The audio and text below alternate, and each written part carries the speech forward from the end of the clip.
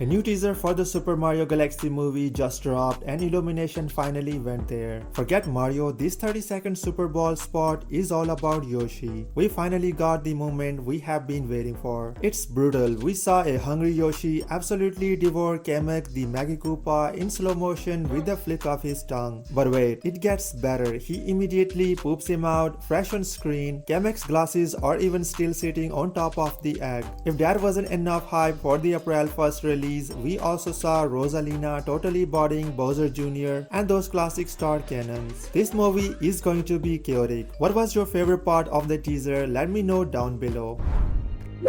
Subscribe, reset for a chocolate!